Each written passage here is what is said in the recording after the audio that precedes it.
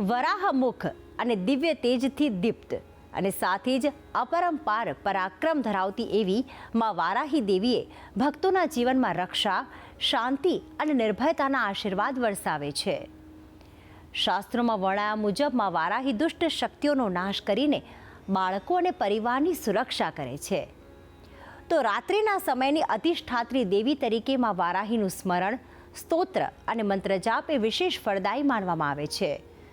તો મા વારાહીના કયા સ્તોત્ર અને મંત્રો છે ચમત્કારિક, જાણીએ આજની ખાસ વાતમાં. જયંતી મંગલા કાળી ભદ્રકાળી કપાલિની દુર્ગા ક્ષમા શિવા ધાત્રી સ્વાહા સ્વધા નમોસ્તુતે. જય ભગવાન મિત્રો, હું છું પ્રફુલભાઈ પંડ્યા. ભક્તિ સંદેશ કાર્યક્રમની અંદર આપનું સ્વાગત છે. દર્શક મિત્રો, આજે મારે વાત કરવી છે મા વારાહી માતા વિશે. તો આપણા શાસ્ત્રની અંદર દરેક દેવી દેવતાઓનું એક વિશેષ મહત્વ જણાવેલું છે. હવે વારાહી માતાજીની વાત કરીએ તો શાસ્ત્રમાં એમનું મહત્વ શ્લોકમાં પણ છે, વારાહી સ્તોત્રમાં પણ એમનો મહિમા છે, મંત્રમાં પણ એમનો મહિમા છે. બ્રહ્માણી કમલેન્દુ સૌમ્ય વદના માહેશ્વરી લીલયા કૌમારી રિપુદર્પનાસન કરી ચક્રાયુધા વૈષ્ણવી વારાહી ઘન ઘોર ઘર ઘરમુખી ચૈન્દ્રી ચ વજ્રાયુધા ચામુંડા ગણનાથ રુદ્ર સહિતા રક્ષંતુ નો માતર. એવું કહેવાય છે કે વારાહીમાં એ ખાસ કરીને બાળકોની અને પરિવારની રક્ષણ કરનારી દેવી બતાવેલી છે. એવું કહેવાય છે કે જ્યારે પૃથ્વી ઉપર રાક્ષસોનું ઉપદ્રવ વધ્યું હતું ત્યારે તે વખતે દેવતાઓ દેવી પાસે ગયા, આદ્ય શક્તિની પાસે ગયા અને આદ્ય શક્તિમાંથી એવું કહેવાય છે કે અસુરોનો સંહાર માટે એક સ્વરૂપની ઉત્પત્તિ થઈ હતી, જે સ્વરૂપ છે વારાહી. વારાહી સ્વરૂપ એટલે એવું કહેવાય છે કે સપ્ત માતૃકાની અંદર માનું સ્થાન છે વારાહી માતાજીનું, જેમનું સ્વરૂપ વરાહ મુખ, દિવ્ય તેજ, અતિશય બલશાળી, પરાક્રમી, એવું કહેવાય છે કે આ સ્વરૂપ હતો જેને વારાહી માતા કહેવામાં આવે છે. ખાસ કરીને વિષ્ણુ ભગવાનનું એક સ્વરૂપ છે વરાહ સ્વરૂપ, અને વરાહ સ્વરૂપ અને વારાહી માતા એટલે વારાહી માતાના પતિદેવ એવું કહેવાય કે વરાહ ભગવાન એટલે કે વિષ્ણુ ભગવાન. તો વારાહી માતાજીની વાત કરીએ તો વારાહી માતા જે છે રાત્રિની અધિષ્ઠાત્રી દેવી છે, અતિશય બલશાળી, શક્તિશાળી અને ભક્તોના ભયને દૂર કરનારી એ છે માં વારાહી માતા. એવું કહેવાય છે કે વારાહી દેવીની પૂજા કરવાથી શત્રુઓનો નાશ થાય છે, શત્રુઓના ભયમાંથી મુક્તિ મળે છે અને મનુષ્યની રક્ષા કરે છે. એનાથી વિશેષ વસ્તુ એવું કહેવાય છે કે ખાસ કરીને તંત્ર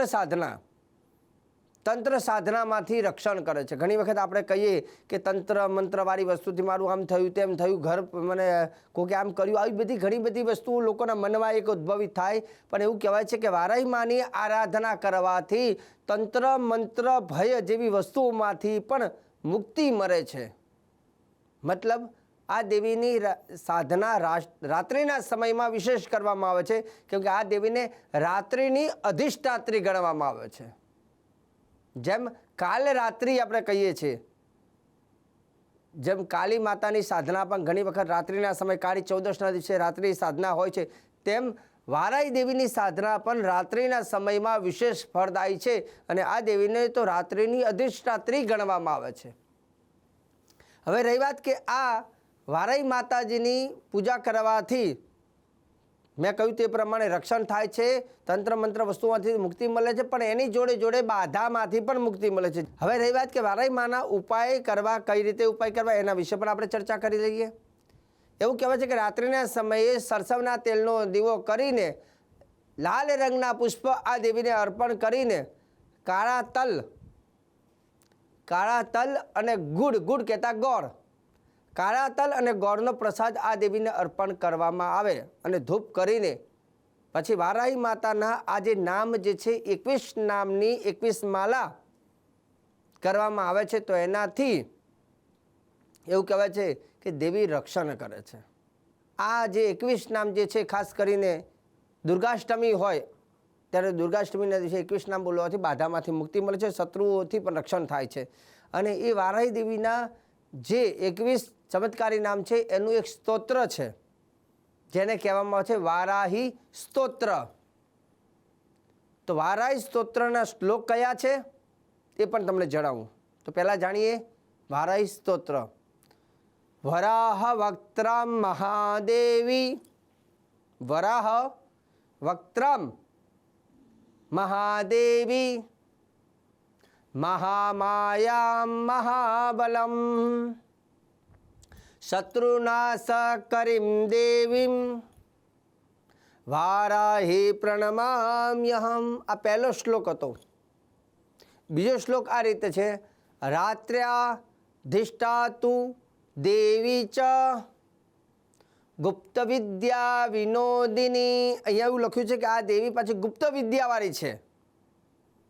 રાત્રાધિષ્ઠાતુ દેવી ચ એટલે કે રાત્રિની અધિષ્ઠાત્રી છે અને ગુપ્ત વિદ્યા વિનોદિની ગુપ્ત વિદ્યા વાળી દેવી છે. અને આગળ શ્લોકમાં લખ્યું ભક્ત્યા ભયપ્રદા નિત્યમ. જે ભક્તો હોય અને એનો જે ભય હોય એ ભયનો નાશ કરે છે. ભક્ત્યા ભયપ્રદા નિત્યમ વારાહી પ્રણમામ્યહમ. તે વારાહી માતાને હું નમસ્કાર કરું છું. 2 શ્લોક થયા. હવે ત્રીજો શ્લોક લખ્યો છે યસ્યા સ્મરણ માત્રેણ. જે વ્યક્તિ આ દેવીનું સ્મરણ કરે છે તો આગળ ભયમના સંપ્રજાયતે. ભયનો નાશ તો થાય છે અને સાથે સાથે શું થાય તો કે વિદ્યામ ચ ધનમ પુણ્યમ. પાછું બાળકો હોય તો એને વિદ્યાની પ્રાપ્તિ થાય અને બીજા વ્યક્તિઓને ધન અને પુણ્યની પ્રાપ્તિ થાય છે. એટલે લખ્યું વિદ્યામ ચ ધનમ પુણ્યમ વારાહી પ્રણમામ્યહમ. આ વારાહી માતાના 3 શ્લોક છે અને 3 શ્લોકનું જે સ્તોત્ર છે જેને વારાહી સ્તોત્ર કહેવામાં આવે છે. તો વારાહી સ્તોત્રનો પાઠ કરવાથી વ્યક્તિને ભયમાંથી મુક્તિ મળે છે, બાળકોને વિદ્યાની પ્રાપ્તિ થાય છે, ધન અને પુણ્યની પ્રાપ્તિ થાય છે, સાથે સાથે શત્રુઓથી રક્ષા થાય છે, તંત્ર મંત્ર નેગેટિવ આસુરી શક્તિઓથી પણ તમારા પરિવારની તમારી વ્યવસાયની રક્ષા થાય છે. તે દેવીનું જે ચમત્કારી સ્તોત્ર જેને વારાહી સ્તોત્ર કહેવામાં આવે છે. હવે રહી વાત વારાહી માતાજીના જે 25 નામ જે છે, હું 21 નામની પણ 25 નામની વાત કરીશ. તો વારાહી માતાના 25 નામ કયા છે? તો 25 નામ વિશે હું તમને જાણકારી આપું છું. પહેલું નામ છે ઓમ વારાહ્યય નમઃ. પહેલું નામ છે ઓમ વારાહ્યય નમઃ. બીજું નામ છે ઓમ મહાવારાહ્યય નમઃ. ત્રીજું ઓમ વરાહ વક્ત્રાય નમઃ. ચોથું નામ ઓમ મહાશક્ત્યય નમઃ. પાંચમું નામ છે ઓમ મહાદેવ્યય નમઃ. વારાહી માતાનું 6ઠું નામ ઓમ શત્રુનાશિન્યય નમઃ. સપ્તમમ કહેતા 7મું નામ ઓમ ભય સંહારિન્યય નમઃ. અષ્ટમ કહેતા 8મું નામ છે ઓમ રાત્ર્યાધિષ્ઠાત્રીય નમઃ. રાત્ર્યાધિષ્ઠાત્રીય નમઃ. માતાજીનું 9મું નામ જે છે ઓમ ગુપ્ત વિદ્યાય નમઃ. 10મું નામ ઓમ વિજય પ્રદાય નમઃ. જે વિજય પ્રદાય મતલબ વિજયના આશીર્વાદ પ્રદાન કરે છે. 11મું નામ માતાજીનું ઓમ ભક્તવત્સલાય નમઃ. 12 કહેતા 12મું નામ ઓમ કાલી રૂપાય નમઃ. 13મું નામ ઓમ મહાકુરાય નમઃ. 14મું નામ ઓમ દ્રષ્ટાય નમઃ. ઓમ દ્રષ્ટાય નમઃ અથવા દ્રષ્ટાય નમઃ લઈ શકાય. 15મું નામ ઓમ મહાબલાય નમઃ. 16મું નામ ઓમ સર્વ વિઘ્ન વિનાશિન્યય નમઃ. વારાહી માતાજીનું 17મું નામ ઓમ સર્વરક્ષકાય નમઃ. 18મું નામ માતાજીનું ઓમ સિદ્ધિદાત્રેય નમઃ. 19મું નામ ઓમ ઐશ્વર્યાય નમઃ. 20મું નામ ઓમ મહાયોગિન્યય નમઃ. 21મું નામ માતાજીનું ઓમ તંત્ર વિદ્યા ધિષ્ઠાત્રીય નમઃ. ઓમ તંત્ર વિદ્યા ધિષ્ઠાત્રીય નમઃ.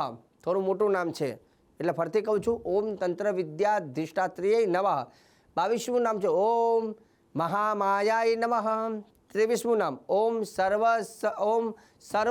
શત્રુકાય નમઃ. ઓમ સર્વ શત્રુકાય નમઃ.